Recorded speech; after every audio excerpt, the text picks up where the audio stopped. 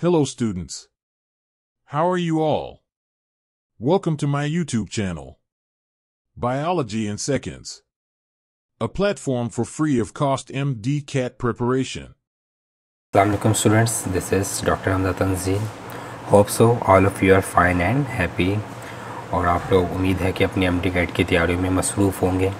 आपके MD-CAT के अंदर दिन काफ़ी थोड़े से रह गए हैं जो कि काउंटेबल हैं, तकरीबन 10 to 11 डेज़ आपके MD-CAT में रह गए हैं। उम्मीद है कि आपकी MD-CAT की जो तैयारियां हैं वो फाइनल मोड में आ चुकी होंगी। अब आप चीज़ों को रिवाइज़ कर रहे होगे, MCQs को मैक्सिमम सॉल्व कर रहे होगे। स्टूडेंट्स, आप जानते हो कि हमने बायोलॉजी इन सेकंड्स के प्लेटफॉर्म के ऊपर एक टेस्ट सेशन स्टार्ट किया हुआ है। आज उसका 5th टेस्ट है जिसके अंदर हमारे बायोलॉजी का सिलेबस कंप्लीट हो जाएगा। और इस टेस्ट का जो सिलेबस है स्टूडेंट्स, आप लोग जानते हो जैसे कि लाइफ प्रोसेसेस इन एनिमल्स, जिनमें डाइजेस्टिव सिस्टम है, रेस्पिरेटरी सिस्टम है, इम्यून सिस्टम है, और हमारे पास गैसियस एक्सचेंज था, ठीक है। और साथ ही साथ हमारे पास जो सेकेंड ईयर में से था वो वेरिएशन जेनेटिक्स शामिल था इसके अंदर। तो स्टूडेंट्स, आज हमने इसके MCQs को डिस्कस करना है। जो टेस्ट आप लोगों ने दिया है उसके जो राइट आंसर्स हैं वो कौन से हैं, अगर जो आपका आंसर गलत हुआ है उसके पीछे क्या रीज़न है कि वो कैसे गलत हुआ है, उसकी लॉजिक क्या है, उसके कॉन्सेप्ट्स क्या हैं, वो सभी हम आज डिस्कस करेंगे। तो आपने इस वीडियो को पूरा देखना है ताकि कोई भी MCQs जिसकी आपके कॉन्सेप्ट या कोई लॉजिक आपको कंफ्यूज कर रही है तो आपको उसके बारे में क्लियर आइडिया हो जाए। क्वेश्चन नंबर 1 है, अ 25 years old female with chronic fatigue was diagnosed with deficiency anemia and low blood count. What is the cause of her fatigue? कह रहा है कि एक 25 साल की फ़ीमेल है और उसको बहुत ज़्यादा उसके मसल्स के अंदर पेन रहती है, उसको थकावट रहती है। जब उसकी एग्जामिनेशन की गई तो पता चला कि उसके अंदर आयरन की कमी है, उसका जो ब्लड काउंट है वो कम है और उसको अनीमिया है। तो बताओ उसके फटीग की वजह क्या हो सकती है। ऑप्शन है reduction in small amount of iron content, option B lowered production of water from the electron transport chain that cause dehydration, option C iron is important for electron transport chain, and option D iron is important for NADH production। तो student, सबसे पहले आपने muscle fatigue के बारे में सोचना है। Muscle fatigue क्या होता है कि जब हमारे पास ATP का लेवल रिड्यूस हो जाता है, जब हमारे पास ATP का लेवल क्या होता है, रिड्यूस्ड हो जाता है, तो हमारे मसल्स किस कंडीशन में चले जाते हैं, फटीग में चले जाते हैं। अब सवाल ये है कि जो आपको 4 ऑप्शंस दिए गए हैं इनमें से ऐसा कौन सा ऑप्शन है जो कि आपको डिस्क्राइब करेगा फॉर्मेशन ऑफ ATP को, क्योंकि डेफिनेटली सी बात है अगर आपके अंदर आयरन डेफिशिएंसी है तो होगा क्या कि आपका जो इलेक्ट्रॉन ट्रांसपोर्ट चेन है उसके अंदर एक कैरियर होता है जिसे हम बोलते हैं साइटोक्रोम। और आपने ये पढ़ा था कि साइटोक्रोम जो होता है उसके अंदर हीम होता है, और हीम से मुराद क्या, उसके अंदर क्या होता है, आयरन होता है। तो अगर आपके अंदर आयरन डेफिशिएंसी होगी तो डेफिनेटली बात है कि आपका जो इलेक्ट्रॉन ट्रांसपोर्ट चेन है जिसके ऊपर से NADH और FADH पास होते हैं और इलेक्ट्रॉन्स ATP फॉर्मेशन कर रहे होते हैं, तो जब आपके अंदर आयरन डेफिशिएंसी होगी तो आपकी इलेक्ट्रॉन ट्रांसपोर्ट चेन प्रॉपर तरीके से एग्जीक्यूट नहीं हो पाएगी, जिसकी वजह से ATP नहीं बन पाएंगी। और जब आपकी बॉडी के अंदर ATP नहीं होंगे तो ऑटोमेटिकली आपके मसल्स में क्या आना शुरू हो जाएगी, फटीग आना शुरू हो जाएगी, क्योंकि ATP is necessary for the muscles contraction and relaxation process. तो इस लिहाज से जो मोस्ट पॉसिबली आंसर लग रहा है हमारे पास वो कौन सा लग रहा है, option C, iron is important for electron transport chain. How, क्योंकि इलेक्ट्रॉन ट्रांसपोर्ट चेन के अंदर एक मॉलिक्यूलर कैरियर है जिसको क्या बोला जाता है, साइटोक्रोम, और साइटोक्रोम के अंदर क्या होता है, हीम होता है, and heme actually is iron. तो option C is correct. Question number 2 है, which of these is common in both lymph vessels and veins. करेंगे इनमें से ऐसी कौन सी चीज़ है जो कि कॉमन होती है लिम्फ वेजल्स के अंदर भी और वेन्स के अंदर भी।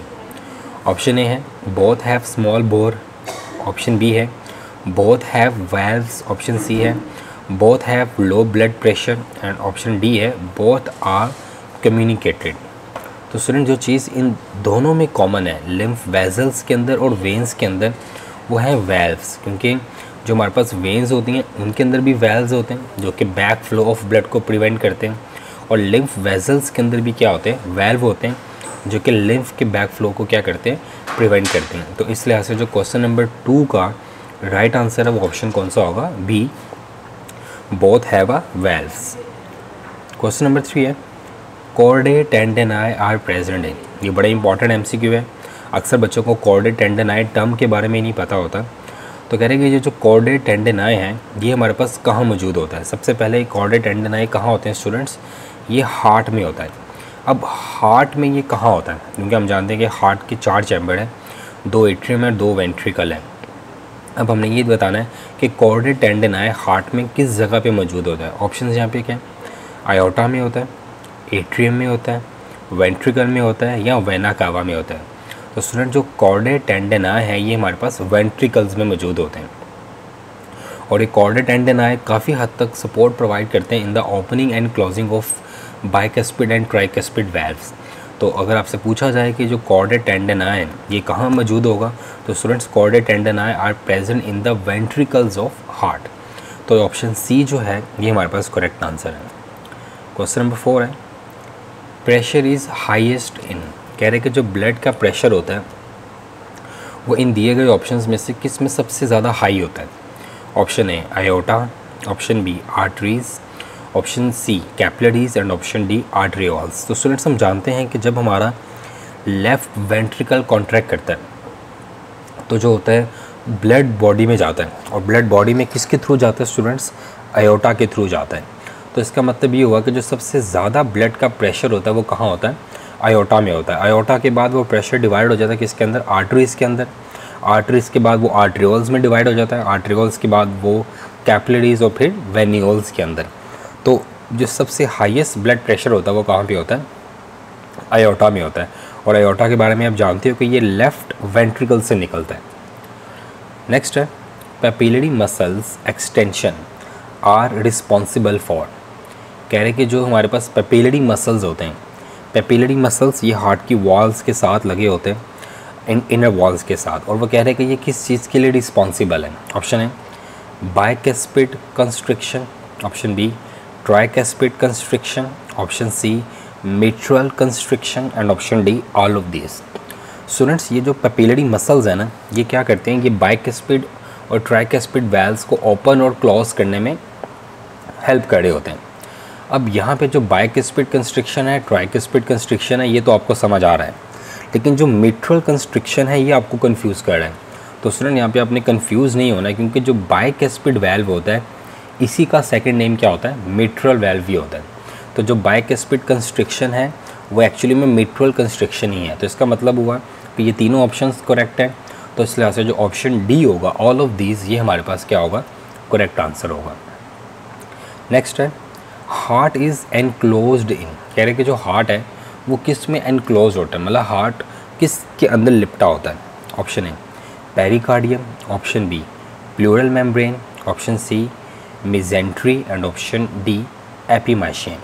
तो स्टूडेंट्स हम जानते हैं कि जो हार्ट है वो एक सैक के अंदर एनक्लोज होता है, that sac is called pericardium. और इसके अंदर आपको पता है एक फ्लूइड होता है जिसे हम क्या कहते हैं, पेरिकार्डियल फ्लूइड। अक्सर बच्चे एपिकार्डियम और पेरिकार्डियम को मिक्स कर जाते हैं। स्टूडेंट्स जो पेरिकार्डियम है it is a sac in which heart is enclosed, clear. और जो एपिकार्डियम है ये क्या होती है, ये अपर लेयर ऑफ द क्या होती है, हार्ट। एपिकार्डियम, मायोकार्डियम, एंडोकार्डियम, ये हार्ट की 3 लेयर्स हैं। और हार्ट जिस कैविटी में एनक्लोज्ड होता है वो क्या होती है, पेरिकार्डियम। तो इसका जो ऑप्शन ए है हमारे पास ये क्या है, करेक्ट आंसर है। Next pulse is found in. कह रहे हैं कि जो पल्स होती है ये हमें कहाँ महसूस होती है, ये कहाँ पाई जाती है। ऑप्शन ए आर्टरीज़ के अंदर, ऑप्शन बी कैपिलरीज़ के अंदर, ऑप्शन बी वेन्स के अंदर and option D both A and B. तो स्टूडेंट्स अभी मैंने बताया था जब आपका हार्ट कॉन्ट्रैक्ट करता है तो आपका जो हार्ट कॉन्ट्रैक्ट करता है तो ब्लड किस में जाता है, आर्टरीज़ में जाता है डेफिनेटली। तो जब हमारा ब्लड आर्टरीज़ के अंदर जाता है तो डेफिनेटली बात है कि जो पल्स फील की जा सकती है वो कहाँ की जा सकती है, आर्टरीज़ के अंदर फील की जा सकती है। क्योंकि पल्स क्या होती है, पल्स से होती है कि हार्ट की जो रिदमिक कॉन्ट्रैक्शन और रिलैक्सेशन होती है ना ये उसको डिस्क्राइब करी होती है। मतलब जब आपका हार्ट कॉन्ट्रैक्ट करता है और जब आपका हार्ट रिलैक्स करता है, ये जो हार्ट की रिदमिक कॉन्ट्रैक्शन और रिलैक्सेशन होती है उसकी वजह से हमें अपनी बॉडी के डिफरेंट एरियाज़ के अंदर पल्स फील होती हैं। तो ये जो पल्स की फीलिंग है ये हम किस वेजल से फील करते हैं, ये हम आर्टरीज से फील करते हैं। क्योंकि जो वेन्स होती हैं वहाँ पे तो ब्लड का प्रेशर बहुत ही लो होता है तो वो रिदमिक बीट नहीं करती, लेकिन जो आर्टरीज होती हैं उनके अंदर कदरे ब्लड का प्रेशर थोड़ा सा हाई होता है, तो उस वजह से उसमें अंदर रिदमिक बीटिंग हो रही होती है, जिसकी वजह से हम आर्टरीज को फील कर सकते हैं। तो option A is correct. Next है the osmotic pressure of blood is maintained by. कह रहे कि जो ब्लड का ऑस्मोटिक प्रेशर या ऑस्मोटिक पोटेंशियल है, मतलब ब्लड के अंदर पानी और नमकियात का जो एक स्पेशल एक जो स्पेसिफिक वैल्यू है, उसे कौन मेंटेन करके रखता है कि मतलब ब्लड के अंदर इतना वाटर रहना चाहिए। अब वो वाटर को उसी हद तक मेंटेन करके रखना, ये काम किसका होता है? ऑप्शन है membrane proteins, option B fibrous protein, option C plasma protein and option D myosin. तो स्टूडेंट्स ये बात हम जानते हैं कि जो ऑस्मोटिक प्रेशर ऑफ ब्लड है ये मेंटेन कर रहा होता है एल्ब्यूमिन।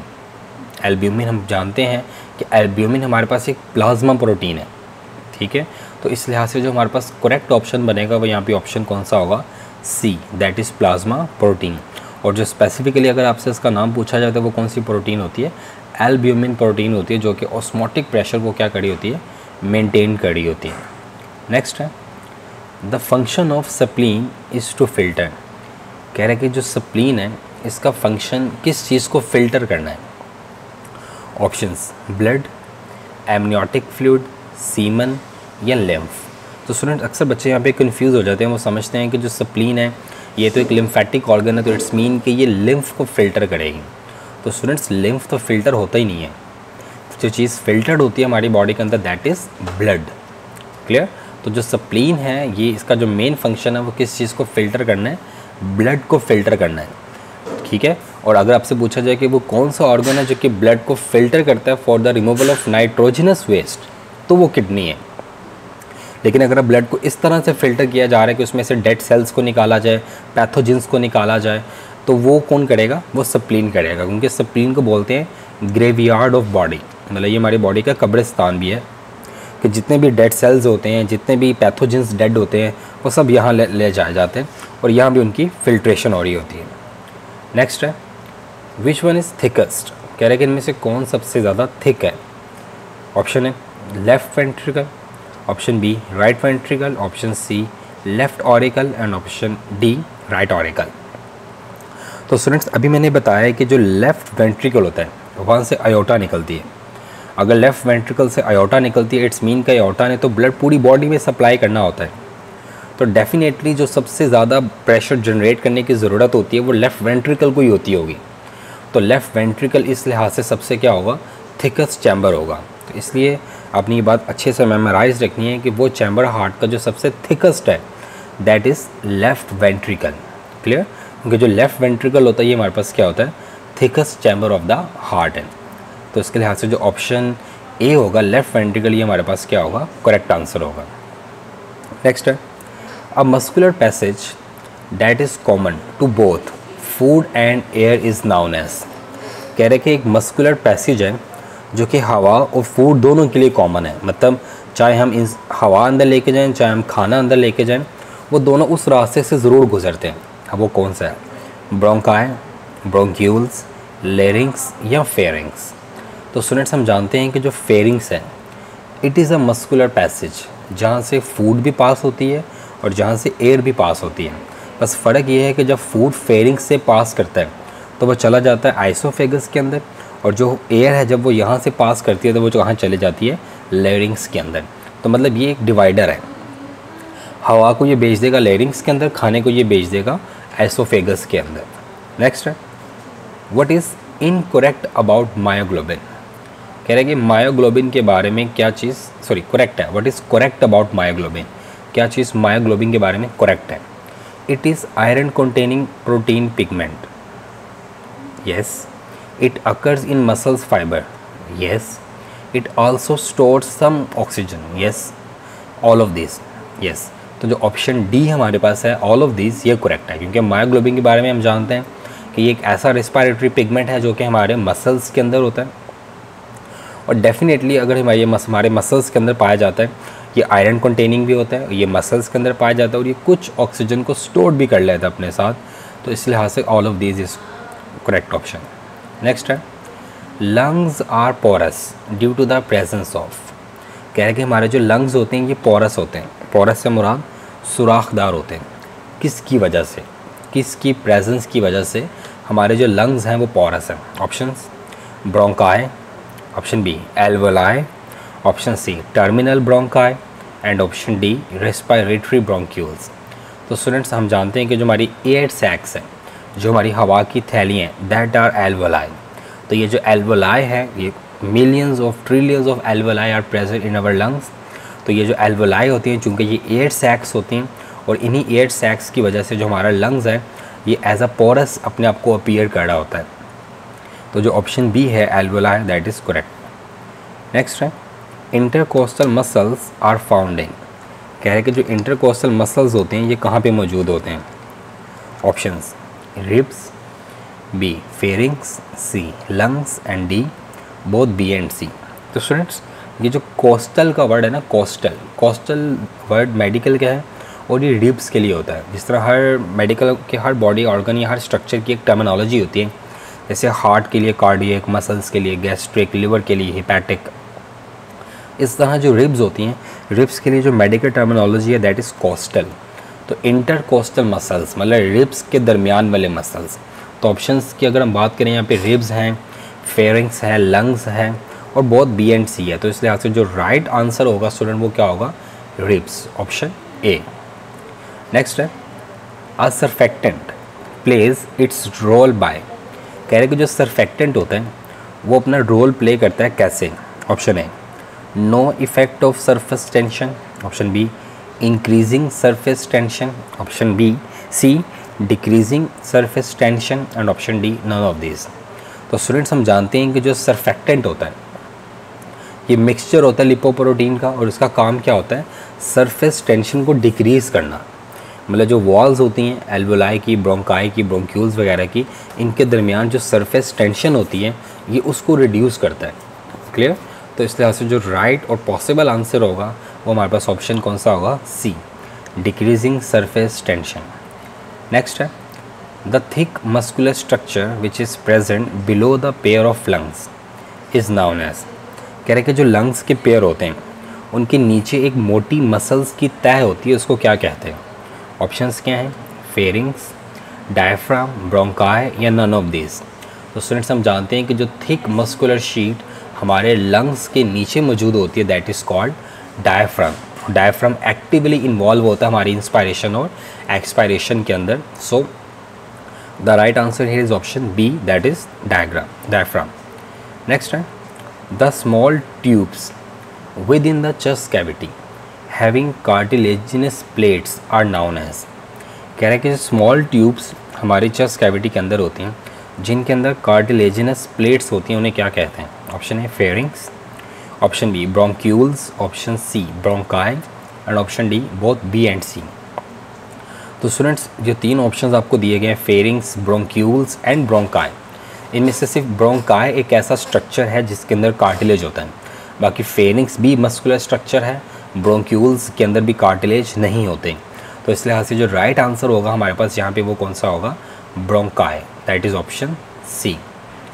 नेक्स्ट है a surfactant is a secretory product that is composed of. कह रहे कि जो सर्फेक्टेंट है ये हमारे पास एक सेक्रेटरी प्रोडक्ट है और ये किससे बनी होती है? Option A proteins and disaccharides, option B protein and lipids, option C lipids and carbohydrates and option D carbohydrates and vitamins. तो स्टूडेंट्स अभी मैंने बताया कि जो सर्फेक्टेंट है ये हमारे पास क्या होता है? Mixture of lipoprotein. मतलब ये लिपिड्स और प्रोटीन का क्या होता है? मिक्सचर होता है। और उसका काम क्या होता है कि जो इनर वॉल्स होती हैं लंग्स की उनके दरमियान फ्रिक्शन को ये क्या कर रहा होता है? रिड्यूस कर रहा होता है। सरफेस टेंशन को ये रिड्यूस कर रहा होता है। तो इस लिहाज से यहाँ पे जो ऑप्शन बी होगा हमारे पास प्रोटीन एंड लिपिड्स, ये हमारे पास क्या होगा? करेक्ट आंसर होगा। नेक्स्ट है a surfactant is essential for. कह रहे कि जो सर्फेक्टेंट होता है ये किस चीज़ के लिए ज़रूरी होता है? ऑप्शन है gaseous exchange, efficient gaseous exchange, option B है maintaining structural integrity of alveoli, option C हमारे पास है both A and B and option D है नन ऑफ दीज। तो स्टूडेंट्स जैसे मैंने अभी बताया था कि जो सरफेक्टेंट होता है ये एल्वोलाई की वॉल्स की जो आपस में एक सरफेस टेंशन है उसको रिड्यूस करता है, जिसकी वजह से एल्वोलाई जो है वो कोलैप्स नहीं होते, वो ओपन रहते हैं, उनमें हवा फिल होती है तो वो उसकी वजह से वो ओपन रहते हैं और सरफेस टेंशन रिड्यूस होने की वजह से भी वो कोलैप्स नहीं होते। एक तो उसकी वजह से क्या होता है कि गैसियस एक्सचेंज बड़ा एफिशिएंट होता है, और दूसरा उसकी वजह से एल्वोलाई की जो स्ट्रक्चरल इंटेग्रिटी है, मतलब वो कोलैप्स नहीं होते, वो एक बैलून की फॉर्म में फूले रहते हैं, वो भी मेंटेन रहती हैं। तो इस लिहाज से जो ऑप्शन सी होगा हमारे पास, बोथ ए एंड बी, ये हमारे पास मोस्ट पॉसिबली करेक्ट आंसर होगा। नेक्स्ट है maximum capacity of haemoglobin to absorb oxygen is. Student यहाँ पे इसने आपको कोई एटमॉस्फेरिक प्रेशर की कंडीशन नहीं दी, उसने आपसे मैक्सिमम कैपेसिटी पूछा है। अगर आपसे मैक्सिमम कैपेसिटी पूछा जाए तो वो आपने क्या बतानी है। ऑप्शन ए यहाँ पर लिखी हुई है 19.6 ml पर 100 ml ऑफ ब्लड, 25 ml पर 100 ml ऑफ ब्लड, 30 ml पर 100 ml ऑफ ब्लड, 20 ml पर 100 ml ऑफ ब्लड। तो स्टूडेंट जो मैक्सिमम कैपेसिटी है हीमोग्लोबिन की अपने साथ ऑक्सीजन को बाइंड करने की, दैट इज़ 20 ml पर 100 ml ऑफ ब्लड। अब एटमॉस्फेरिक प्रेशर ऊपर नीचे होता जाएगा तो ये बाइंडिंग कैपेसिटी भी ऊपर नीचे होती जाएगी, ठीक है। तो इस लिहाज से अगर उसने विदाउट एनी एटमॉस्फेरिक कंडीशन आपसे पूछा है कि मैक्सिमम, मतलब मैक्सिमम अगर आप एक 100 ml ब्लड के हीमोग्लोबिन के साथ ऑक्सीजन को बाइंड करना चाहो तो कितने % कर सकते हो, तो वो 20 ml होगी पर 100 ml। तो option D is correct. Next है pancreatic zymogens are only activated when they reached at. कह रहे कि जो पैंक्रियाटिक zymogens होते हैं ये एक्टिवेट होते हैं जब ये आते हैं। Option stomach, B pancreas, C small intestine, D large intestine. अब स्टूडेंट उसने यहाँ से आपसे पूछा पैंक्रियाटिक zymogens, तो इसका मतलब है कि ये पैंक्रियाटिक एंजाइम्स की बात कर रहे हैं। किसकी बात कर रहे हैं? पैंक्रियाटिक एंजाइम्स की बात कर रहे हैं, ये स्टमक के एंजाइम्स की बात नहीं कर रहा। और हम ये बात जानते हैं कि जो पैंक्रियाटिक zymogens होते हैं, जो पैंक्रियाटिक इनएक्टिव एंजाइम्स होते हैं, क्योंकि आपको पता है कि zymogens की टर्म्स हम यूज़ करते हैं for inactive enzymes like trypsin, like pepsin. अब चूँकि उसने पैंक्रियाटिक zymogen का वर्ड यूज़ किया तो इट्स मीन कि ये ट्रिप्सिन की बात कर रहा है यहाँ पे। और वो एक्टिवेट कब और कहाँ होते हैं? जब वो कहाँ आते हैं? जब वो स्मॉल इंटेस्टाइन के किस पार्ट में आते हैं? ड्यूडिनम में। अगर वो कहता है कि गैस्ट्रिक zymogens तो हम कहते हैं वो स्टमक में जाके एक्टिवेट होते हैं। But here he asked about pancreatic zymogens and pancreatic zymogens activated when they reached eight small intestine. तो इस लिहाज से जो ऑप्शन सी यहाँ पे आपको नज़र आ रहा है, this is correct answer. Next है the nodule of lymphoid tissue. कह रहे कि जो लिम्फॉइड टिश्यूज़ के नोड्यूल्स होते हैं found in the wall of the intestinal tracts are termed as. कह रहे कि जो लिम्फॉइड टिश्यूज़ होते हैं जो कि पाए जाते हैं कहाँ पे? हमारे इंटेस्टिनल ट्रैक्ट्स के अंदर, उन्हें हम क्या कहते हैं? मतलब ये समझ लो कि यहाँ पे वो आपसे लिम्फ नोड्स के बारे में पूछ रहा है कि हमारे जो इंटेस्टाइनल ट्रैक्ट के अंदर लिम्फ नोड्स होते हैं उन्हें क्या कहा जाता है। ये स्टूडेंट्स आपके लिए एक नई टर्म होगी, तो आपने इसको ज़रा ध्यान से सुनना है। Graves region, option B Peyer patches, option C Hashminton nodes and option D DiGeorge nodes. तो स्टूडेंट्स जो लिम्फ नोड्स हमारे इंटेस्टिनल ट्रैक्ट्स के अंदर होते हैं that are called Peyer's patches. तो जो ऑप्शन बी हमारे पास होगा Peyer's patches, that is correct answer. Next है it is not produce by duodenum. कह रहे कि इनमें से कौन सी चीज़ जो है वो ड्यूडिनम में प्रोड्यूस नहीं होती। Option A cholecystokinin, option B secretin, option C mucus and option D biliverdin. तो स्टूडेंट्स हम जानते हैं इन चार ऑप्शन में से जो बिलीवर्डिन है, बिलीवर्डिन हमारा ड्यूडिनम प्रोड्यूस नहीं करता, क्योंकि बिलीवर्डिन हमारे पास ये कहाँ से आता है? ये बाइल के अंदर होता है और इसको स्पेशली कौन प्रोड्यूस कर रहा होता है? लिवर। तो इस लिहाज से हम ये बात कह सकते हैं कि जो बिलीवर्डिन है it is not produce in the duodenum. Remaining cholecystokinin, secretin, mucus, all these are produce by the duodenum walls. तो option D is correct. Next है cells that lower the pH of stomach. कह रहे कि वो sales जो कि stomach की pH को कम करते हैं वो कौन से हैं? Option A mucous cells, option B chief cells, option C zymogen cells and option D parietal cells. तो स्टूडेंट्स हम लोगों ने पढ़ा था कि जो गैस्ट्रिक ग्लैंड्स के सेल्स होते हैं उनमें एक सेल्स होते हैं जिन्हें हम बोलते हैं ऑक्जेंटिक सेल्स या जिन्हें हम बोलते हैं पैरेटल सेल्स। हमने कहा था कि ये सेल्स क्या रिलीज़ करते हैं, HCl। और अगर हम HCl के बारे में बात करें, दिस इज़ हाइड्रोक्लोरिक एसिड। और हम जानते हैं कि जो एसिड होता है उसकी pH हमेशा क्या होती है, रिड्यूस्ड होती है। तो जो चीज़ स्टमक की pH को रिड्यूस कर रही है दैट आर पैरेटल सेल्स, क्योंकि these parietal cells are involve in the secretion of HCl and this HCl is a acid and acid have a low pH। तो स्टमक की pH को जो रिड्यूस करेगा वो पैरेटल सेल्स होंगे, या इन्हीं का एक और नाम क्या है, ऑक्जेंटिक सेल्स। नेक्स्ट है, which of the following would most greatly increase the activity of an enzyme functioning in the small intestine.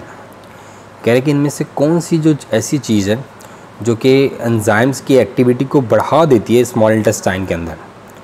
Option A, decrease the temperature. Option B, increase in the amount of substrate. Option C, decrease pH and option D, increase in the amount of enzymes. अब सुनो, आपने इसको ज़रा ध्यान से यहाँ पे समझ रहे हैं इसको। कह रहे कि हमारे पास कौन सी ऐसी चीज़ है जो कि इंक्रीज़ कर देती है एक्टिविटी ऑफ क्या, एंजाइम फंक्शनिंग को इन द स्मॉल इंटेस्टाइन। तो स्टूडेंट वो हमारे पास डेफिनेटली क्या होगा, वो हमारे पास होगा increase in the amount of क्या, सबस्ट्रेट। क्योंकि जितने हमारे पास सबस्ट्रेट्स क्या होंगे, ज़्यादा होंगे, उतना ही डेफिनेटली बात है कि एंजाइम्स की एक्टिविटी हमारे पास वहाँ पे क्या हो जाएगी, ज़्यादा हो जाएगी। क्योंकि जितने सबस्ट्रेट्स होंगे उतने ही उनके साथ एंजाइम्स के एक्टिव साइट के साथ जाके वो क्या होंगे, बाइंड होंगे, उतने ही वो क्या बनाएंगे, प्रोडक्ट बनाएंगे। तो इस लिहाज से जो चीज़ स्मॉल इंटेस्टाइन के अंदर एंजाइम्स एक्टिविटी को इंक्रीज़ करती है that is the increase in the amount of substrate. ये आपने याद रखना है, factor affecting on the rate of enzyme action में आपने जो पढ़ा था एंजाइम कंसंट्रेशन, कि जितने अगर एंजाइम्स कंसंट्रेशन ज़्यादा हो और सबस्ट्रेट कंसंट्रेशन भी ज़्यादा हो तो रेट ऑफ रिएक्शन क्या होता है, ज़्यादा होता है। तो इसलिए क्योंकि हमारी स्मॉल इंटेस्टाइन के अंदर लिपिड्स भी डाइजेस्ट होते हैं, कार्बोहाइड्रेट्स भी डाइजेस्ट होते हैं, प्रोटीन भी डाइजेस्ट होती हैं, therefore here is the amount of substrate is increase, therefore the enzymatic activity is also increase in the small intestine. तो option B is correct. Next है, choose the function irrelevant to oral cavity. कह रहे हैं कोई एक ऐसा function choose करो जो कि ओरल कैविटी का नहीं है, इससे इररेलेवेंट है। ऑप्शन ए, ग्राइडिंग, ये ओरल कैविटी में होती है। ऑप्शन बी, डाइजेशन, ये भी ओरल कैविटी में होती है। ऑप्शन सी, लुब्रिकेशन, ये भी ओरल कैविटी में होती है।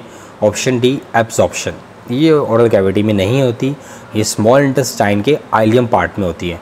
तो जो चीज़ इररेलेवेंट है ओरल कैविटी से वो क्या है, एब्जॉर्प्शन है, because absorption take place in the ileum, this is a part of small intestine. Next है,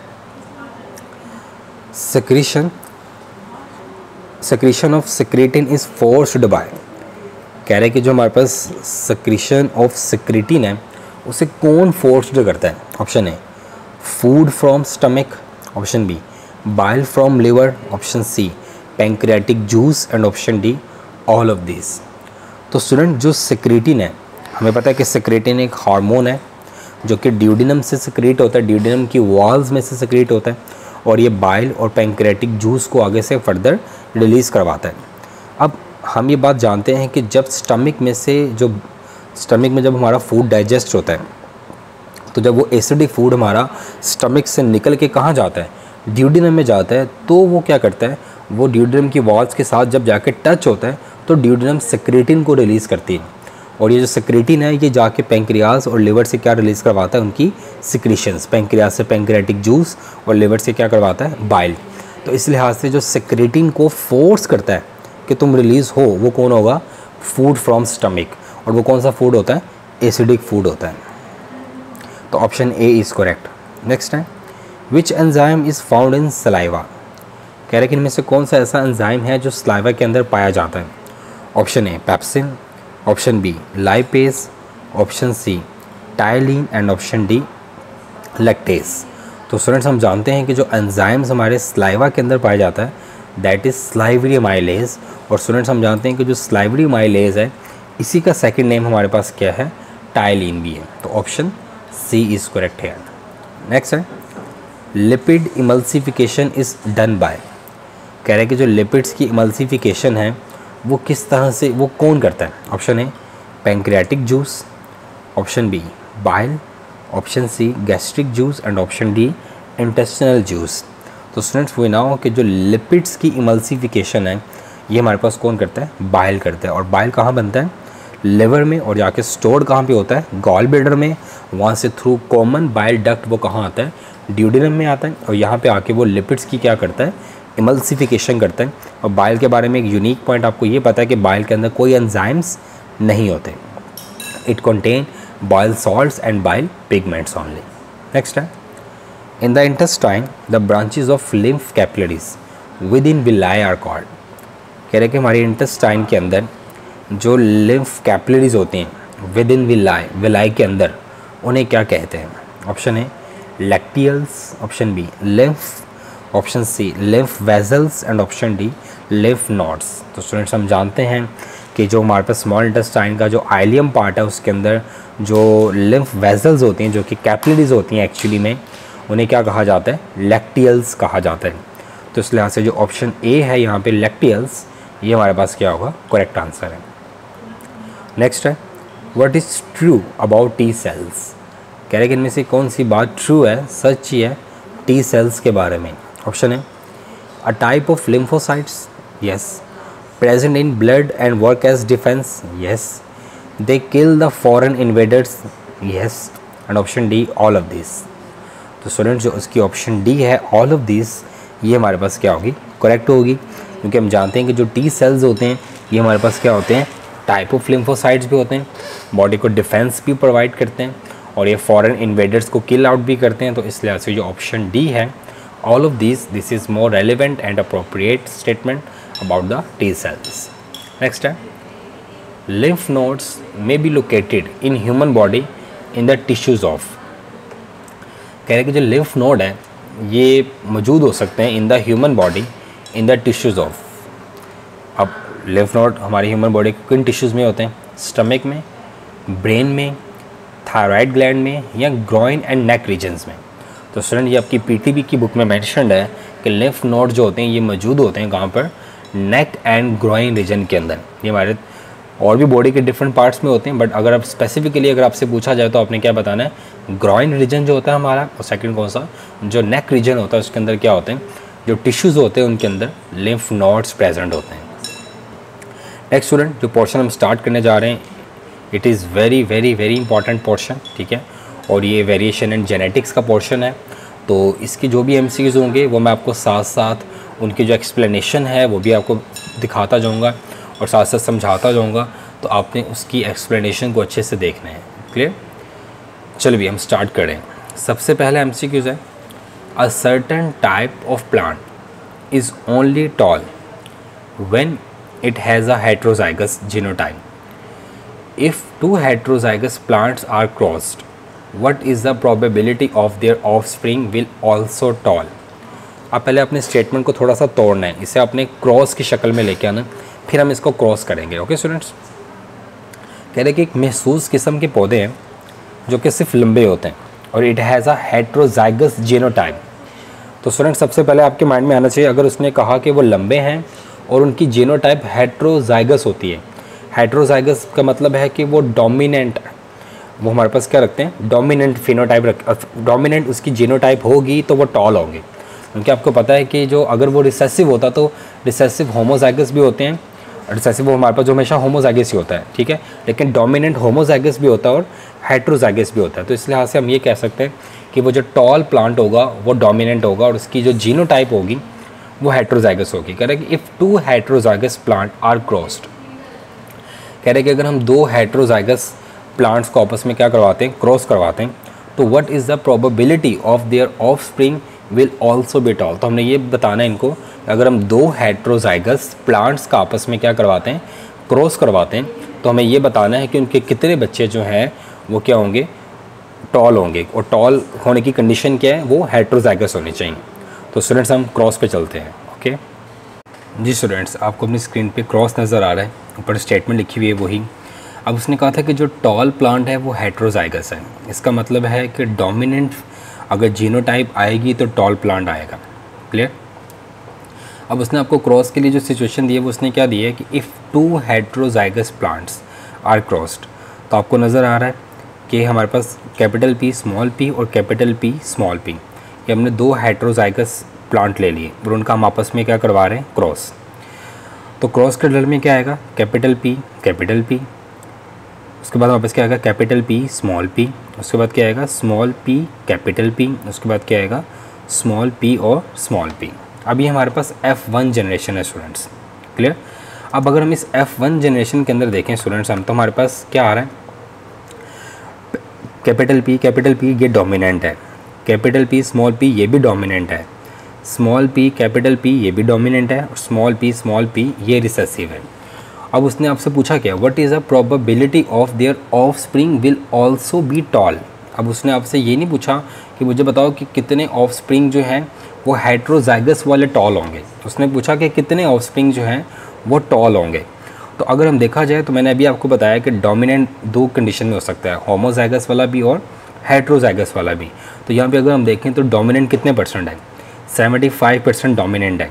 अगर हम हेट्रोजाइगस और होमोजाइगस की कंडीशन को निकाल कर सोचें, और आपसे उसने पूछा भी हेट्रोजाइगस और होमोजाइगस वाली कंडीशन वाला नहीं है, उसने बस आपसे पूछा कि what is the probability of their offspring will also be toll. उसने कहा कि बताओ कितने जो प्लांट होंगे वो टॉल होंगे। तो डेफिनेटली स्टूडेंट जो 75% डोमिनेंट है वो टॉल होंगे और 25% रिसेसिव हैं वो क्या होंगे, स्मॉल होंगे। तो इस लिहाज से जो हमारा मोस्ट पॉसिबल आंसर यहाँ पे बनेगा वो कौन सा बनेगा स्टूडेंट, 75%। यहाँ पे ऑप्शंस क्या किया दी गई थी, 25%, 1%, 50% या 75%। तो हमारे पास जो मोस्ट पॉसिबल आंसर स्टूडेंट यहाँ पे बन रहा है वो क्या बनेगा, 75%। अब आप मुझे ये बताओ, अगर वो आपसे ये पूछता what is the probability of their offspring will also be heterozygous tall, तो फिर आप क्या कहते हैं, हेट्रोजाइगस टॉल।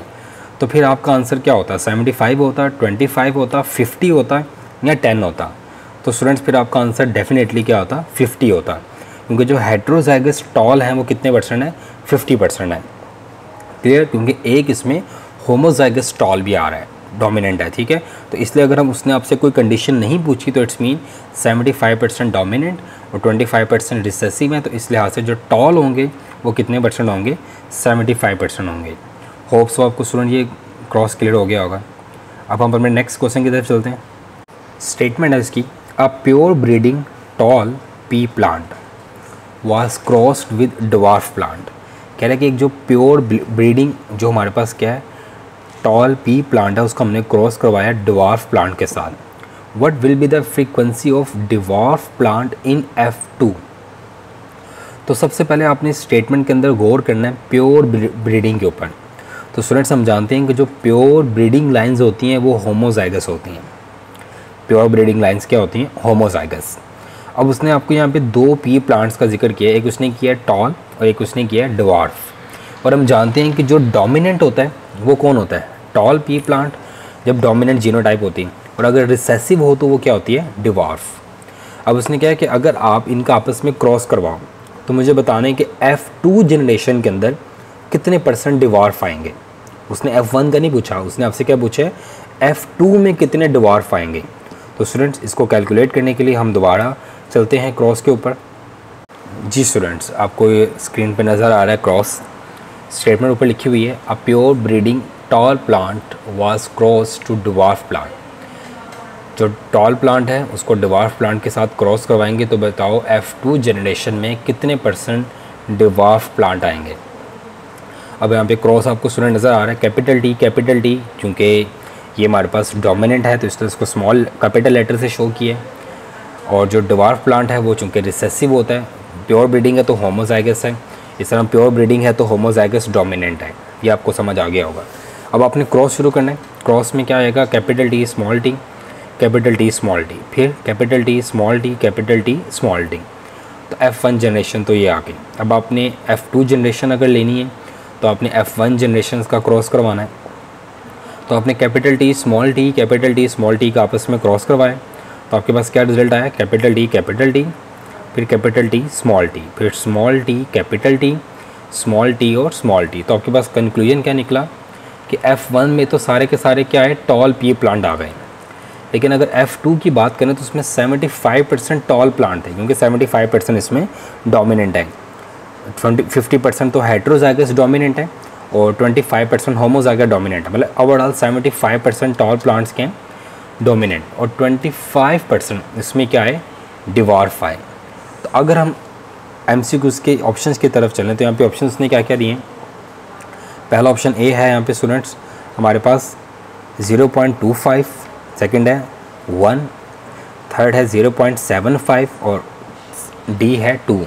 तो स्टूडेंट डेफिनेटली अगर हम बात करें तो हमारे पास अगर हम इसको 1 कंसीडर करें तो 0.75% तो टॉल प्लांट होगा, ठीक है, और जो बाकी 1% बचेगा 0.25% वो हमारे पास क्या होगा, डिवार्फ होगा। तो इस लिहाज से जो हमारे पास करेक्ट आंसर होगा वो यहाँ पे कौन सा होगा, 0.25% जो होंगे हमारे पास वो क्या होंगे, डिवार्फ होंगे इन F2। अगर वो F1 में पूछेगा तो 0, F1 में तो कोई भी डिवार्फ नहीं है, वो सारे के सारे टॉल होंगे। लेकिन अगर हम बात करें F2 के अंदर तो उसके अंदर 75% टॉल होंगे और हमारे पास जो 0.25% होंगे वो हमारे पास क्या होंगे स्टूडेंट्स, डिवार्फ हो जाएंगे। क्लियर। नेक्स्ट की तरफ हम बढ़ते हैं। वो कह रहे हैं कि what is the phenotypic ratio for a cross between a plant with blue flower capital B and a plant with white flower small b। कह रहे हैं कि आपने क्या बतानी है, फिनोटिपिक रेशो बतानी है। फिनोटिपिक रेशो मतलब उसकी फिजिकल अपीयरेंस की रेशो बतानी है अपने। अगर हम क्रॉस करवाएं किसका, ब्लू फ्लावर का किसके साथ, वाइट फ्लावर के साथ। ब्लू फ्लावर डोमिनेंट है और उसकी उसने आपको जीनोटाइप भी बता दिया है कैपिटल बी, और वाइट फ्लावर रिसेसिव है, उसकी भी इसने आपको जीनोटाइप बता दिया है, वो क्या है, स्मॉल बी। तो आए स्टूडेंट्स अब हम क्रॉस की तरफ चलते हैं कि इसका क्रॉस क्या होगा। तो स्टूडेंट्स आपको अपनी स्क्रीन पे नज़र आ रहा है क्रॉस। अब उसने ब्लू फ्लावर जो कि कैपिटल बी है जिसकी जीनोटाइप, वाइट फ्लावर जिसकी जीनोटाइप स्मॉल बी है। कैपिटल बी डोमिनेंट है और स्मॉल बी रिसेसिव है। अब क्रॉस करवाया हमने तो जो हमारे पास F1 जनरेशन आई वो क्या आई, capital B small B, capital B small B, capital B small B, capital B small B. ये चारों के चारों डोमिनेंट हैं लेकिन हेट्रोजाइगस डोमिनेंट हैं। तो ये डोमिनेंट, और हमें स्टेटमेंट में पता चला है कि जो डोमिनेंट फ्लावर होगा वो ब्लू कलर का होगा। तो इस लिहाज से जो रिज़ल्ट होगा वो हमारे पास क्या होगा, ऑल आर ब्लू फिनोटिपिकली। अब हम चलते हैं इसके ऑप्शंस की तरफ। तो स्टूडेंट्स इसके ऑप्शंस हमारे पास क्या हैं, 25% blue, 75% white, 75% blue, 25% white, all blue and all white. तो स्टूडेंट्स हमारे पास जो राइट ऑप्शन है वो कौन सा होगा, ऑल ब्लू, क्योंकि अभी हमने क्रॉस में देखा भी है कि सारे के सारे जो हैं वो क्या होंगे, हमारे पास ब्लू होंगे फिनोटिपिकली। क्लियर। और अगर जीनोटिपिकली बात करें तो हम क्या कहेंगे, ऑल आर डोमिनेंट, बट कौन से वाले डोमिनेंट, हेट्रोजाइगसली हमारे पास ये क्या होंगे, डोमिनेंट होंगे। नेक्स्ट हम इसकी तरफ चलते हैं हम स्टूडेंट्स। ये स्टेटमेंट जो है स्टूडेंट थोड़ी लंबी है, इसको ज़रा ध्यान से सुनना है इसके ऊपर और इसको अच्छे से हम सॉल्व करेंगे। वो कह रहे हैं your neighbour has a flower garden in which there are red flowers and white flowers. कह रहे हैं कि आपके हमसाए का बाग है उसके अंदर फ्लावर हैं रेड कलर के और वाइट कलर के। These flowers are diploid organisms and flower color is an autosomal trait. The genes for red flower R is dominant, while the gene for white flower R small r is recessive. Which of the following is the genotype of white flower? कह रहे कि आपके जो neighbour हैं, आपके neighbour का एक बाग है उसके अंदर पौधे हैं और पौधों के हमारे पास रेड फ्लावर्स हैं और वाइट फ्लावर्स हैं, ठीक है। और कह रहे कि जो रेड फ्लावर्स हैं वो डोमिनेंट हैं और जो वाइट फ्लावर्स हैं वो रिसेसिव हैं। तो आपने बताना है कि जो वाइट फ्लावर होगा उसकी जीनोटाइप क्या होगी। तो स्टूडेंट इसमें आपको क्रॉस करने की ज़रूरत नहीं है। उसने आपसे कहा कि वाइट फ्लावर जो है वो रिसेसिव है, और आपको मैंने अभी बताया कि जो रिसेसिव होता है उसकी एक ही जीनोटाइप एक्सप्रेशन होता है, वो होमोजाइगस होता है। जो डोमिनेंट होता है उसके दो जीनोटाइप एक्सप्रेशन हो सकते हैं, either it homozygous and either it heterozygous. ये पता करने के लिए आप टेस्ट क्रॉस की तरफ जाते हो, जो आपने पढ़ा था कि किसी भी डोमिनेंट फिनोटाइप का अगर हमने ये देखना है कि वो होमोजाइगस है या हेट्रोजाइगस है, उसके लिए हम क्या करते हैं, टेस्ट क्रॉस करते हैं। लेकिन अगर रिसेसिव की बात करें तो उसका तो सिर्फ होमोजाइगस ही होता है। तो यहाँ पे जो ऑप्शंस दिए गए हैं capital R, small R, capital R, small R या स्मॉल आर, कैपिटल आर। तो इस लिहाज से जो हमारे पास मोस्ट पॉसिबल और जो राइट बनेगा ऑप्शन वो क्या बनेगा, स्मॉल आर स्मॉल आर, क्योंकि वाइट फ्लावर रिसेसिव है और उसका एक एक्सप्रेशन शो होता है और वो स्मॉल आर और option B is correct. Next है, in peas the genes for yellow colour is dominant and the genes for green colour C to determine the genotype of unknown pea, what kind of pea should you cross with it। अब वो कह रहे हैं कि हमारे पास एक P plant जो है उसकी जो जीन है येलो कलर की सी वो डोमिनेंट है to the gene for green colour C to determine the genotype of unknown pea, what kind of pea should you cross with it। अब स्टूडेंट ये वही केस है जो मैं ऊपर डिस्कस कर चुका हूँ टेस्ट क्रॉस का। कह रहे हैं कि अगर आपके पास एक डोमिनेंट फिनोटाइप वाला पी प्लांट है और आप उसकी जीनोटाइप फाइंड करना चाह रहे हो, आइदर इज़ होमोजाइगस या आइदर इज़ हेट्रोजाइगस डोमिनेंट, तो उसके लिए आप उसका क्रॉस किससे करवाओगे। तो स्टूडेंट्स आपने टेस्ट क्रॉस के अंदर एक रूल पढ़ा था कि हम अगर हम किसी भी डोमिनेंट फिनोटाइप वाले चीज़ की अगर जीनोटाइप फाइंड करना चाहते हैं तो हम उसको हमेशा क्रॉस करवाते हैं किसके साथ, होमोजाइगस रिसेसिव के साथ। तो स्टूडेंट यहाँ पे जो अगर हम ऑप्शन देखें तो यहाँ पे क्या है, another unknown green, any genotype, homozygous dominant या होमोजाइगस रिसेसिव। तो स्टूडेंट्स अगर कोई भी डोमिनेंट फिनोटाइप रखता है, अब आपने ये पता करवाना है कि ये होमोजाइगस वाले डोमिनेंट है या हेट्रोजाइगस वाले डोमिनेंट है, तो you must crossed it with homozygous recessive. तो इस लिहाज से जो ऑप्शन डी होगा हमारे पास दैट इज़ करेक्ट। नेक्स्ट है, your neighbour has a flower garden in which there are red flower and white flower. These flowers are diploid organisms and flower color is an autosomal trait. The gene for red flower R is dominant while the gene for white flower R is recessive. Which of the following could be the genotype of red flower? अभी same वही statement है लेकिन यहाँ पे उसने white flower की जगह आपसे क्या पूछ लिए, रेड फ्लावर की जीनोटाइप उसने आपसे पूछी है। अब उसने आपको ये कहा कि जो रेड कलर का फ्लावर है वो डोमिनेंट है, और आपको मैं बार बार एक बात कह रहा हूँ कि जो डोमिनेंट होता है उसकी जीनोटाइप दो तरह की हो सकती है, होमोजाइगस और हेट्रोजाइगस। क्लियर। अब देखते हैं ऑप्शंस में, कैपिटल आर स्मॉल आर, ये भी हो सकता है, capital R capital R capital R small R और स्मॉल आर ये नहीं हो सकता क्योंकि ये इसमें रिसेसिव भी आ गई है। सी है स्मॉल आर ये तो बिल्कुल नहीं हो सकती। कैपिटल आर और capital R small R, yes जो ऑप्शन डी है ये हो सकता है रेड फ्लावर की जीनोटाइप, क्योंकि वो होमोजाइगस भी हो सकता है और हेट्रोजाइगस भी हो सकता है। अगर आपने ये पता चलवाना है कि ये होमोजाइगस वाला है या हेट्रोजाइगस वाला है तो you should go with the test cross, क्योंकि टेस्ट क्रॉस एक ऐसा क्रॉस है जो कि किसी भी डोमिनेंट फिनोटाइप की एक्चुअल जीनोटाइप को बताता है कि वो होमोजाइगस डोमिनेंट है या हेट्रोजाइगस डोमिनेंट है। नेक्स्ट है, what would be the colour of flower of F1 generation. कह रहे कि what would be the color of flower in F1 generation when 4 o'clock plant having red color flower is crossed with plant having white color flower।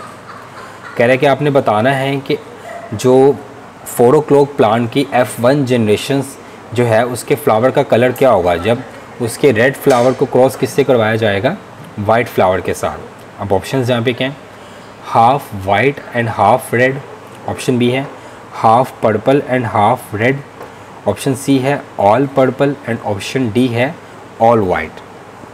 अब student इसके लिए हमें cross की तरफ जाना पड़ेगा। अब हम क्रॉस की तरफ चलते हैं। ये स्टूडेंट्स आपको क्रॉस नज़र आ रहा है अपनी स्किन के ऊपर। अब वो कह रहे हैं कि जो रेड कलर फ्लावर हैं स्टूडेंट्स हमने ये पढ़ा था कि ये डोमिनेंट होते हैं और वाइट कलर फ्लावर ही हमारे पास क्या होते हैं, रिसेसिव होते हैं। तो हमने कैपिटल आर दे दिया रेड कलर फ्लावर को, स्मॉल आर दे दिया हमने वाइट कलर फ्लावर को। हमने इनका क्रॉस करवाया, capital R small R capital R small R capital R small R और कैपिटल आर स्मॉल आर। अब स्टूडेंट आपके माइंड में आएगा कि ये डोमिनेंट है, हेट्रोजाइगस डोमिनेंट, तो ये सारे के सारे रेड कलर फ्लावर होने चाहिए। लेकिन स्टूडेंट आपने स्टेटमेंट में एक चीज़ नहीं पढ़ी, वो है 4 o'clock प्लांट। और आपने 4 o'clock प्लांट के बारे में पढ़ा था कि जो 4 o'clock प्लांट हैं ये क्या शो करते हैं हमारे पास, ये हमारे पास क्या चीज़ शो करते हैं स्टूडेंट्स, पार्शियल डोमिनेंस को शो करते हैं। अगर आपको याद हो तो आपने डोमिनेंस की क्या टाइप्स पढ़ी थी, कंप्लीट डोमिनेंस, इनकम्प्लीट और पार्शियल डोमिनेंस, को डोमिनेंस और आवर डोमिनेंस। तो जो हमारे पास पार्शियल डोमिनेंस की अगर हम बात करें या इनकम्प्लीट डोमिनेंस की बात करें जिसके अंदर फिनोटाइप इंटरमीडिएट होती है, ठीक है। तो इस लिहाज से हमारे पास जो F1 जनरेशन आएगी वो सारे के सारे कौन से आएंगे, all are pink colour flower plants. Clear. अब हम इसके अगर ऑप्शंस की तरफ चलते हैं स्टूडेंट, उसके ऑप्शंस में क्या लिखा हुआ है, half white and half red, half purple and half red, all purple या ऑल वाइट। तो स्टूडेंट्स जैसे मैंने आपको बताया कि 4 o'clock प्लांट क्या शो करता है, इनकम्प्लीट डोमिनेंस रिलेशन को शो करता है। तो इस लिहाज से आधा रेड और आधा वाइट मिलकर क्या बनाएंगे, पिंक। और जो राइट आंसर हमारे पास यहाँ पे बनेगा वो क्या बनेगा, ऑल पर्पल। नेक्स्ट है, ABO system has different phenotype on the basis of specific on the surface of red blood cells. कह रहे हैं कि जो एबीओ सिस्टम होता है उसकी डिफरेंट फिनोटाइप्स होती हैं, किस बेस के ऊपर, आरबीसीज के ऊपर ऐसा क्या लगा होता है कि वो अलग अलग तरह के ब्लड ग्रुप को शो करता है। ऑप्शन है antibody, option B antigens, option C anti A antigen and option D anti O antigen. तो स्टूडेंट्स हम जानते हैं कि रेड ब्लड सेल्स के ऊपर क्या लगा होता है, एंटीजन लगा होता है, और एक जो स्पेसिफिक एंटीजन होता है वो एक स्पेसिफिक ब्लड ग्रुप को प्रेजेंट कर रहा होता है। अगर एंटीजन ए है तो blood group A, antigen B है तो ब्लड ग्रुप बी, अगर एंटीजन ए भी है बी भी है तो ब्लड ग्रुप ए बी, अगर कोई एंटीजन है तो ब्लड ग्रुप ओ। तो इसलिए आज से यहाँ पे जो मोस्ट अप्रोप्रिएट आंसर होगा वो ऑप्शन कौन सा होगा, बी एंटीजन। नेक्स्ट है, a man with type of A blood and a woman with type of AB blood group, AB positive blood have a child. Which blood type is impossible for that child to have? कह रहे हैं कि एक मर्द है, उसका blood group A है, ठीक है, और उसकी शादी एक औरत से हुई है जिसका ब्लड ग्रुप AB है। तो बताओ इनमें से ऐसा कौन सा ब्लड ग्रुप है जो उनके बच्चों में नहीं आ सकता, A negative, AB positive, B negative या O नेगेटिव। तो स्टूडेंट्स इसको हम थोड़ा सा स्क्रीन पे देख लेते हैं फार्मूलाज की मदद से। तो चलिए हम चलते हैं क्रॉस की तरफ कि हम इसके अंदर कौन सा ऐसा ब्लड ग्रुप है जो उनके बच्चों में नहीं हो सकता। जी स्टूडेंट्स, स्टेटमेंट आपको नज़र आ रही है, a man with type A blood group and a woman with type A B blood group. अब स्टूडेंट जो मैन ए ब्लड ग्रुप के साथ है वो होमोजाइगस वाला भी हो सकता है और हेटेरोजाइगस वाला भी हो सकता है। तो हम दोनों कंडीशन से इसको देखेंगे, लेकिन फीमेल ए बी वाली है तो वो दोनों कंडीशन सेम ही होंगी। क्लियर। चलो हम इसको देखते हैं। पहले हम कंडीशन 1 को देख रहे हैं। कैपिटल आई ए ये मैन है और कैपिटल आई बी ये फीमेल है।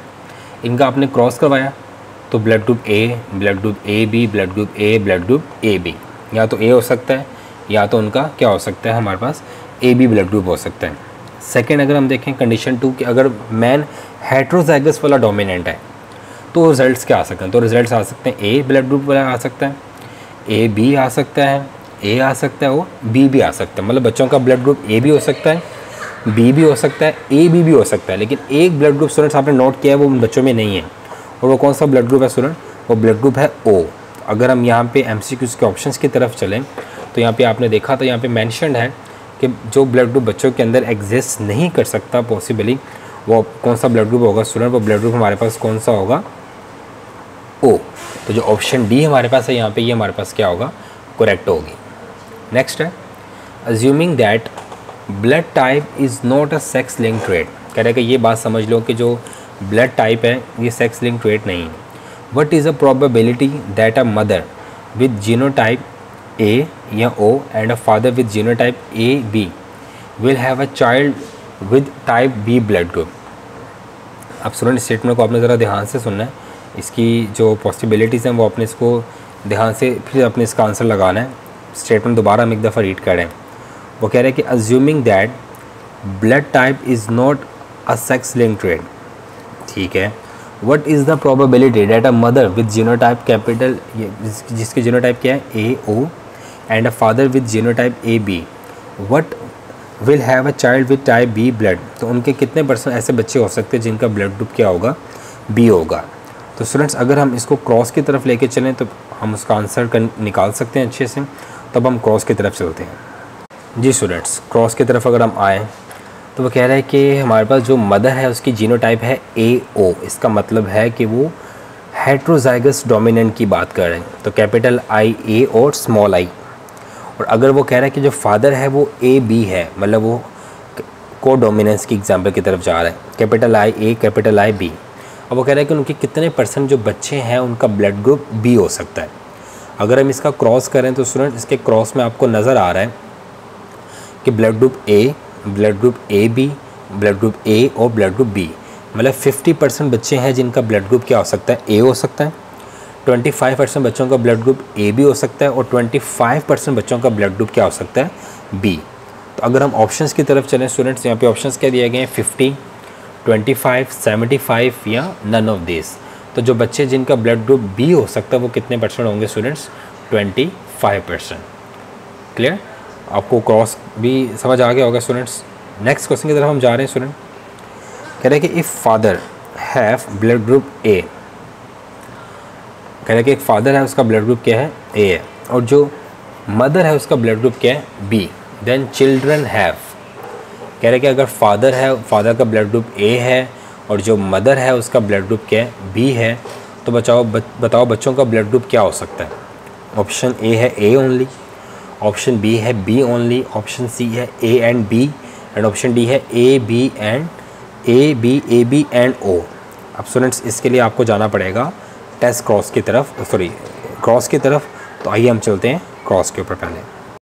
जी स्टूडेंट्स, आपको क्रॉस नज़र आ रहा है। If father have blood group A and mother have blood group B, then child can have.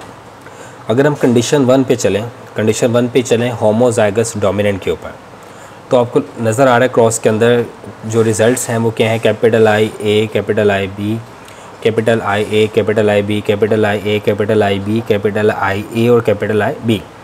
मतलब इनके सारे के सारे जो बच्चे होंगे वो क्या होंगे, ब्लड ग्रुप ए बी वाले होंगे।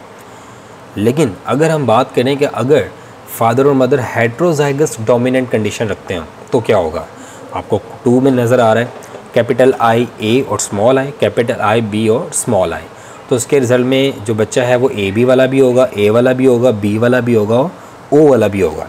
तो अगर हम इसकी ऑप्शंस की तरफ चलें तो इसकी जो ऑप्शन डी स्टूडेंट्स हमारे पास थी, ए बी एंड ओ, ये हमारे पास क्या होगी, मोस्ट अप्रोप्रिएट होगी, क्योंकि उसने यहाँ पे कोई कंडीशन मेंशन नहीं की।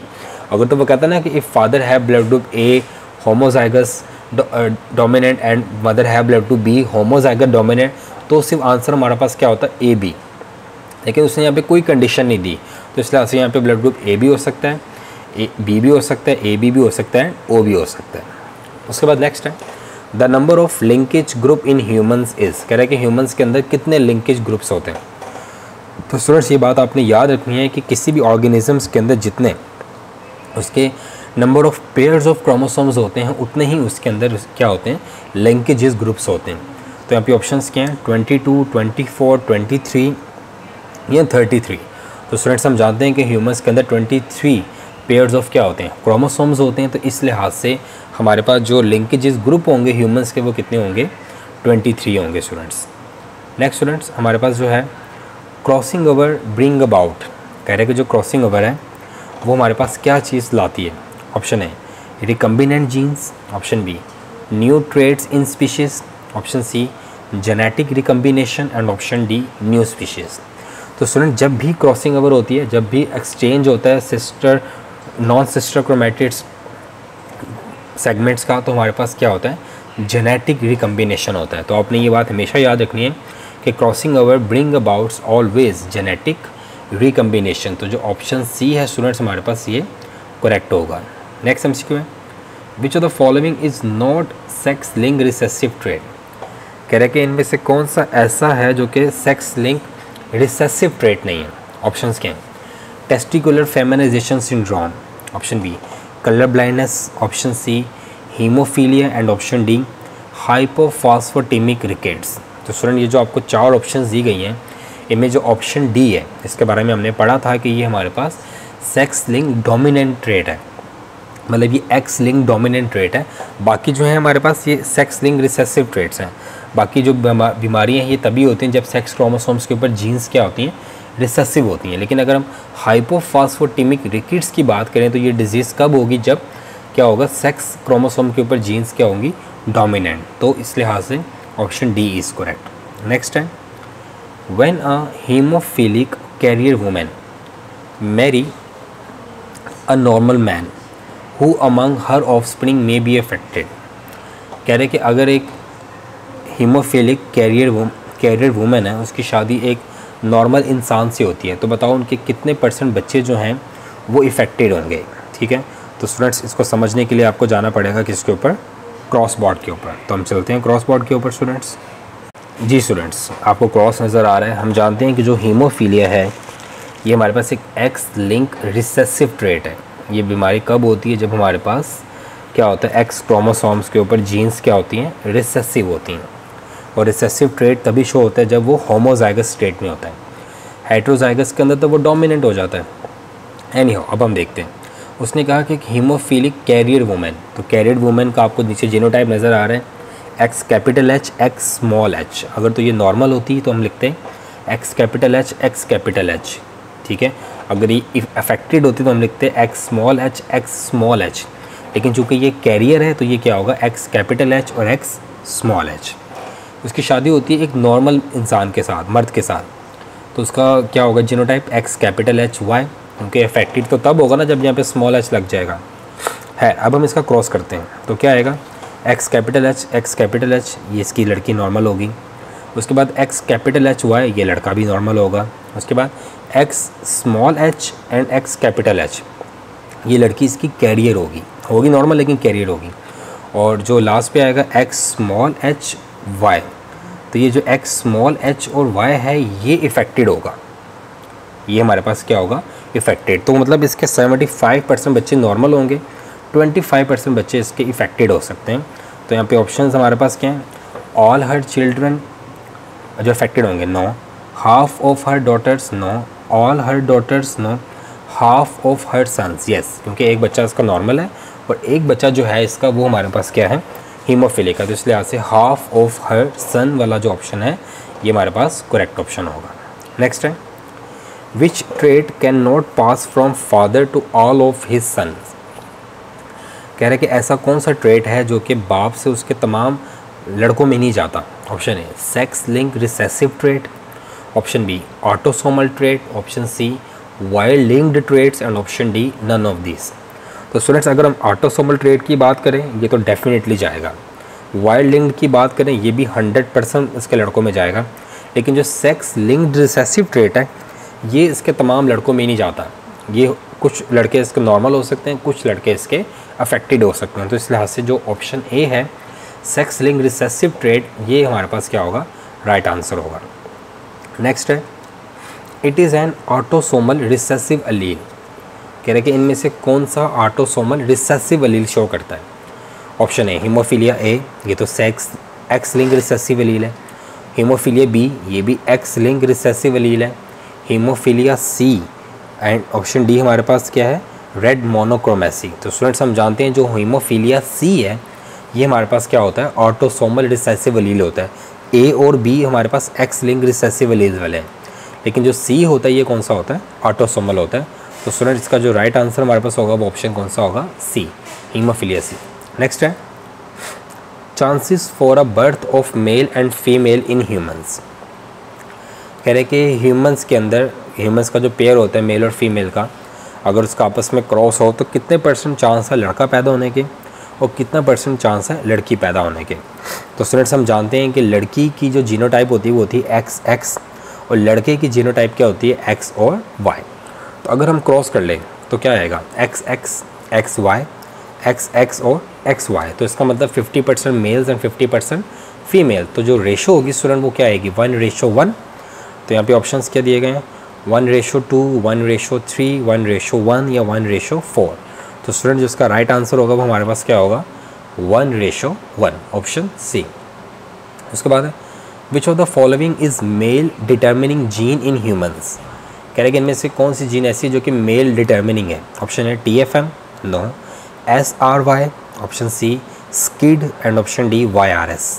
तो स्टूडेंट जो SRY जीन है, sex determining region on Y, ये हमारे पास जो जीन है ये एक्चुअली में मेलनेस को डिटर्मिन करती है इन द ह्यूमंस और ये Y क्रोमोसोम्स के स्मॉल आर्म के ऊपर होती है।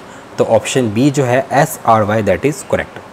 नेक्स्ट है, which of the following is called the sex linked disease. कह रहे कि इनमें से ऐसी कौन सी डिजीज़ है जिसको सेक्स लिंक्ड डिजीज़ कहा जाता है, जो कि सेक्स क्रोमोसोम्स के ऊपर जीन्स के डोमिनेंट या रिसेसिव होने की वजह से होती है। ल्यूकीमिया जिसे ब्लड कैंसर कहते हैं, नो, ये सेक्स लिंक्ड डिजीज़ नहीं है। अल्जाइमर, ये भी सेक्स लिंक्ड डिजीज़ नहीं है। मैलिग्नेंसी, ये भी सेक्स लिंक्ड डिजीज़ नहीं है। कलर ब्लाइंडनेस, यस, जो कलर ब्लाइंडनेस है स्टूडेंट, ये हमारे पास सेक्स लिंक्ड डिजीज़ है। और ये कौन सी डिजीज़ है? एक्स लिंक्ड रिसेसिव ट्रेट है ये, मतलब एक्स क्रोमोसोम्स के ऊपर जीन्स के रिसेसिव होने की वजह से कलर ब्लाइंडनेस होती है। तो जो सेक्स लिंक्ड डिजीज़ होगी वो कौन सी होगी स्टूडेंट्स? Colour blindness. नेक्स्ट है inheritance in male. Inheritance in male is traced by which of the following. कह रहे हैं कि हमारे पास जो इनहेरिटेंस है मेल के अंदर वो कैसे ट्रेस की जा सकती है? Option A mathematical method, option B statistical method, option C genetic method and option D pedigree method. तो स्टूडेंट्स हम जानते हैं कि हमारे पास जो इनहेरिटेंस है उसको फाइंड आउट करने के लिए हमारे पास क्या होता है? पेडिग्री मेथड होता है। आपने देखा होगा मेंडल लॉ के अंदर हमने पेडिग्री मेथड हमने जो हीमोफीलिया और कलर ब्लाइंडनेस के अंदर जो देखा था कि ग्रैंडसन या ग्रैंडसन जो अफेक्टेड होगा उसका, तो जो पेडिग्री मेथड होता है that is a method which is use for trace the inheritance in man. Option D is correct. Next question है a women is a carrier for a sex linked disorder. She marries a man whose father had the disorder and whose father did not. The man is unaffected. If they have a child, what is the probability that the child is also a carrier? वो कह रहे हैं कि women है, मतलब एक female है, ठीक है, और वो सेक्स लिंक डिसऑर्डर की कैरियर है, ठीक है। कैरियर आपको पता है कि एक्स लिंक रिसेसिव ट्रेट्स के अंदर कैरियर होते हैं, डोमिनेंट के अंदर कैरियर नहीं होते, ठीक है। अब वो कह रहा है कि उसकी शादी एक नॉर्मल इंसान से हुई है, ठीक है, तो बताओ उसके कितने % बच्चे जो होंगे वो कैरियर होंगे। ये क्रॉस हम पीछे स्टूडेंट्स कर चुके हैं। अगर हम इसके बच्चों की बात करें तो हमारे पास जो 25% बच्चे होंगे, मतलब इसकी जो लड़की होगी वो हमारे पास एक लड़की इसकी कैरियर होगी, एक लड़की इसकी नॉर्मल होगी, एक लड़का इसका इफेक्टेड होगा और एक लड़का इसका नॉर्मल होगा। तो 25% कैरियर, 25% अफेक्टेड और 50% क्या होते हैं? नॉर्मल होते हैं। नेक्स्ट स्टूडेंट हमारे पास characteristic feature of male Drosophila is. कह रहे हैं कि जो मेल ड्रोसोफिला होता है उसका करेक्टरिस्टिक फीचर क्या होता है, मतलब how can we find the male Drosophila.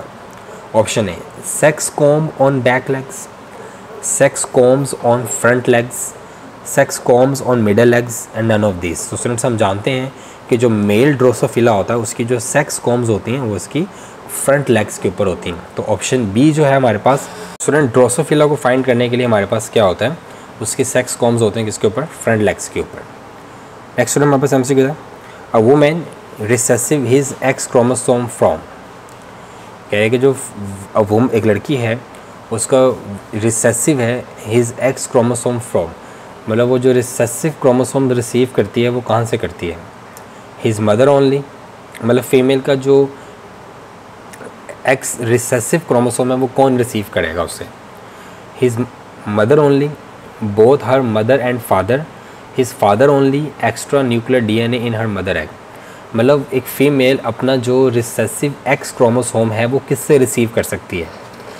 अपने फादर से, अपनी मदर से, या दोनों से? तो स्टूडेंट हम जानते हैं कि एक्स क्रोमोसोम फादर के अंदर भी होता है और मदर के अंदर भी होता है, तो डेफिनेटली वो जो एक्स क्रोमोसोम है वो अपने फादर से भी रिसीव कर सकती है और मदर से भी रिसीव कर सकती है। तो option B is correct. Next हमारे पास है if both the alleles are same with respect to gene then they are called. कह रहे हैं कि अगर दोनों अलील्स हमारे पास क्या हो, सेम हो जीन्स की, तो उसको क्या कहते हैं? ऑप्शंस हैं हेट्रोजाइगस, यूनिसेलुलर, होमोजाइगस या नन ऑफ दिस। तो स्टूडेंट्स हम जानते हैं कि अगर अलील्स दोनों सेम हो तो उन्हें क्या कहा जाता है? होमोजाइगस। तो इस लिहाज से जो ऑप्शन सी होगा हमारे पास वो क्या होगा? करेक्ट होगा। नेक्स्ट है filial is a Latin word, it's mean which of the following. कह रहे कि जो फिलियल है जिसे हम F1 बोलते हैं या F2 बोलते हैं, F फॉर फिलियल, कह रहे कि ये लतीनी ज़ुबान का लफ्ज़ है, इसका मतलब क्या होता है? Option A spring, option B issue, option C progeny and option D none of this. तो स्टूडेंट्स हम जानते हैं कि इसका जो मीनिंग होता है वो क्या होता है? Progeny. Option C is correct. Next है the position of a gene on chromosome is called. कह कह रहा है कि क्रोमोसोम्स के ऊपर जो जीन्स की लोकेशन होती है उसे क्या कहते हैं। ऑप्शन ए है लोकस, ऑप्शन बी है आर्म, ऑप्शन सी है पोजीशन एंड ऑप्शन डी है लोकेशन। तो स्टूडेंट्स हम जानते हैं कि क्रोमोसोम्स के ऊपर जो जीन्स की पोजीशन होती है that is called locus. Next है alternative form of a gene is called. ये तो बहुत ही कॉमन सा सवाल है कि एक जो जीन की अल्टरनेट फॉर्म होती है इसे क्या कहते हैं। तो student the alternate form of a gene is called alleles. तो यहाँ पे ऑप्शंस क्या हैं, जीनोम, जीन पूल, अलील या जेनेटिक्स। तो the alternate form of a gene is called allele, option C. Next है what is the breathing rate in humans during exercise. कह रहे हैं कि जब एक इंसान एक्सरसाइज कर रहा होता है तो उसका ब्रीदिंग रेट कितना होता है। ऑप्शन ए 15 to 20 टाइम्स पर मिनट, 13 टाइम्स पर मिनट, 20 टाइम्स पर मिनट या 10 to 20 टाइम्स पर मिनट। तो स्टूडेंट्स हम जानते हैं कि जब एक इंसान एक्सरसाइज करता है तो उसका जो ब्रीदिंग रेट होता है वो कितना होता है, 30 टाइम्स पर मिनट, मतलब 30 गुना उसका क्या होता है, मतलब 30 टाइम्स, मतलब 1 मिनट में 30 दफ़ा वो इंस्पायरेशन और एक्सपायरेशन करता है। Option B is correct. Next है which pigment protein is also known as muscles haemoglobin. कह रहे हैं कि इनमें से ऐसी कौन सी पिगमेंट प्रोटीन है जिसको मसल्स हीमोग्लोबिन कहा जाता है। तो student it is a very common, वो हमारे पास क्या होती है, मायोग्लोबिन, जो ऑप्शन बी है यहाँ पे दैट इज़ करेक्ट। नेक्स्ट है during transport of carbon dioxide blood does not became acidic due to. है कि जब कार्बन डाइऑक्साइड की ट्रांसपोर्ट हो रही होती है तो हमारा ब्लड एसिडिक नहीं होता, इसकी वजह क्या है। Blood buffer, neutralization of bicarbonate and sodium carbonate, absorption by leucocytes या नॉन अक्यूमुलेशन। तो स्टूडेंट्स हम जानते हैं कि जो हमारा ब्लड है it is a buffer solution, ये पीएच को क्या करता है, मेंटेन करके रखता है। देयरफॉर हमारा जो ब्लड है वो एसिडिक नहीं होता due to the transportation of carbon dioxide. तो option A is correct. Next है most carbon dioxide is transported in the form of. कह रहे हैं कि ज़्यादातर जो कार्बन डाइऑक्साइड है वो ट्रांसपोर्ट किस शक्ल में होती है। Option A carboxy haemoglobin, option B plasma protein, option C bicarbonate ions and option D in dissolve forms. तो स्टूडेंट्स हम जानते हैं कि ज़्यादातर जो ट्रांसपोर्ट ऑफ कार्बन डाइऑक्साइड है वो किसके थ्रू होती है, बाइकार्बोनेट के थ्रू होती है। Option C each nasal cavity is subdivided into dash passageway in man. कह रहे कि जो नोज़ के अंदर एक कैविटी होती है जिसे हम नेज़ल कैविटी कहते हैं वो कितने पार्ट्स में जाके डिवाइड होती है। एक मतलब 2 नेज़ल कैविटी होती हैं तो वो कितने कितने पार्ट्स में जाके डिवाइड होती हैं। ऑप्शन है 1, 2, 3 या 4। तो स्टूडेंट्स हम जानते हैं कि each nasal cavity is subdivided into 3 passage way. Clear, ये आपकी पीटीबी की बुक में मेंशन्ड है कि अंदर एक बॉन होती है, उस बॉन की वजह से ये जो नेज़ल कैविटी की होती है वो 3 पैसेज वे में क्या हो जाती है, डिवाइड हो जाती है। नेक्स्ट है pair of salivary gland located behind the jaws is called. कह रहा है कि जबड़े के पीछे जो हमारे पास सलाइवरी ग्लैंड मौजूद होते हैं उन्हें क्या कहते हैं। Option A sublingual gland, option B sub maxillary gland, option C parotid gland या ऑप्शन डी एड्रीनल ग्लैंड। तो स्टूडेंट्स इन्हें क्या कहा जाता है, सब मैक्सिलरी ग्लैंड, क्योंकि ये हमारे जॉज के पीछे होते हैं, so therefore they are called sub maxillary gland. उसके बाद है how many chains of polypeptide are present in the structure of antibody. कह रहा है कि एंटीबॉडी के स्ट्रक्चर में कितनी पॉलीपेप्टाइड्स की चेन होती हैं। ऑप्शन 1, 2, 3, 4। तो स्टूडेंट्स हम जानते हैं कि 4 पॉलीपेप्टाइड्स की चेन होती हैं, 2 हैवियर चेन्स और 2 लाइटर चेन। तो इसलिए last option D is correct. Last है the polypeptide chain of antibodies are linked through. कह रहे हैं कि जो पॉलीपेप्टाइड चेन्स होती हैं एंटीबॉडीज़ को वो एक दूसरे के साथ किस तरह जुड़ी होती हैं। Option A hydrogen bond, option B ionic bond, option C disulphide bond या ऑप्शन डी पेप्टाइड बॉन्ड। तो स्टूडेंट्स हम जानते हैं कि इनके दरमियान जो लिंकेजेस होती है पेप्टाइड बॉन्ड्स की, हैवियर चेन्स और लाइटर चेन्स की, वो किसके थ्रू होती है, disulphide linkages. Option C is correct. Hope so student ये जो डिस्कशन है ये काफ़ी हेल्पफुल रही होगी आपके लिए। और इसी के साथ हमारा टेस्ट सेशन कंप्लीट हुआ। अब हम नेक्स्ट FLPs की तरफ जाएंगे स्टूडेंट्स, और उम्मीद है कि आप लोगों ने ये सारे टेस्ट दिए होंगे, आपके मार्क्स अच्छे आए होंगे और आपकी बायोलॉजी की जो प्रेपरेशन है वो 100% हुई होगी। फिर भी कोई सवाल, कोई पॉइंट, जो चीज़ ना समझ आए वो आप कमेंट बॉक्स में कमेंट्स कर सकते हो। Physics, chemistry, English, logic and reasoning के लेक्चर्स भी अवेलेबल हैं, आप भी सुनो, अपने फेलोज़ को भी रेफर करो और अपना ख्याल रखिएगा। अल्लाह हाफ़िज़।